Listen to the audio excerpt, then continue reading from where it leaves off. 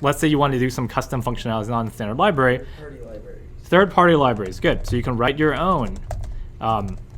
So, anyone can just write their own library. It's just a bunch of functions and classes. You want to write a library for processing image files or sound files or whatever. If it's not in the standard library, you can write your own. But then, you can put it on your website or something, and then hopefully people use it. But another mark of languages that become successful is that they have a big ecosystem, what I call ecosystem, or packages or modules. These are all kind of synonymous words. So what makes a language kind of stand out is not only the standard library that comes with it, which is usually made by the makers of the language, right? The Java people at Oracle made the standard library or for Java, and then the Python committee agreed this is what goes in the standard library for Python. And there's big arguments to should this belong in the standard library or not? And they vet it and everything. But nothing prevents you from just making your own library, because you're like, the standard library doesn't care about my, I want to make a game library. I submit it to be in the Python standard library because I think everybody should have a game parsing thing. And the Python people are like, no, we don't care about games. We're not putting your thing in the standard library. You're like, fine, I don't care. I'm just going to put it on my website and people can download my library and use it. That's cool. So if enough people do that, what happens is that it builds up an ecosystem of third-party libraries around the standard library. And some languages have been successful in kind of packaging up this ecosystem into what's called packages or modules and stuff. And I'll show you some examples here. Do you consider Ruby gems to be? Yep. So that's a great example. So I think I have that pulled up here. So this is Ruby Gems. So for those of you who work with Ruby, Ruby Gems is a repository for basically everybody's package that you want to submit. I don't know what the approval process is for Ruby, but usually you submit it and they check it over or something, and then you host it somewhere. And then now if you want to make, I don't know what, I want to parse JSON data or something. So if I want to do something with that, and there's a bunch of JSON libraries that people have written, and there's a ton of them.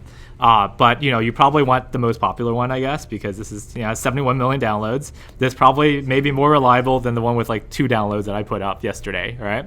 So this is an ecosystem, right? That people can put up libraries, people can vote on them, people can basically vote with their feet and say which one do I really like. So Python has one. It's called PyPI. So this has 68,000 packages. Ruby has one. This is NPM, which is for Node.js, which is for JavaScript. So this is a package manager for JavaScript code. It's growing a lot. I mean, it has almost 200,000 packages, and each package is like a library, a mini library. I want to make a package for processing my images or processing whatever.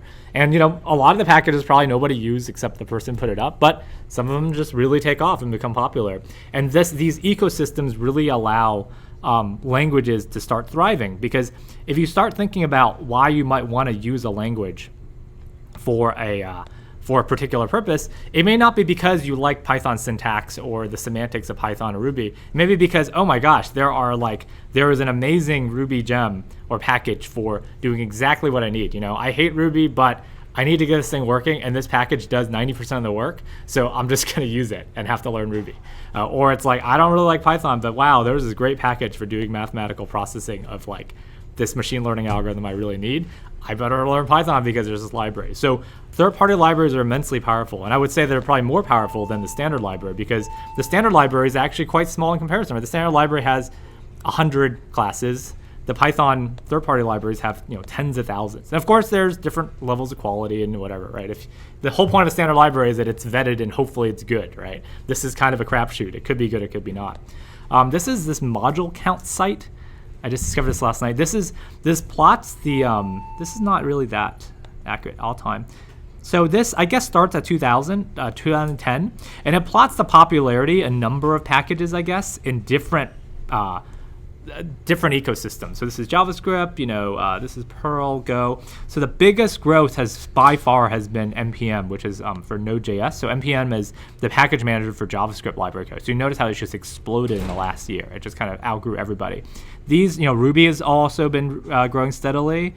There's things for PHP, Java, Go, and such. And you can, explore in this site to see. But the idea here is that this is the ecosystem, right? That a language really thrives based on how many people are using it and contributing libraries, because you can have sadly Scheme is not on here, right? That, Scheme is this really beautiful language with, really elegant semantics and everything and interesting implementations, but there just is not the ecosystem, for people using in the wild. So that's why you're not likely to see people using Scheme in some startup you're seeing, because there's just not a critical mass of libraries and stuff, even though it could be an awesome language for some specific purpose. So that is the ecosystem.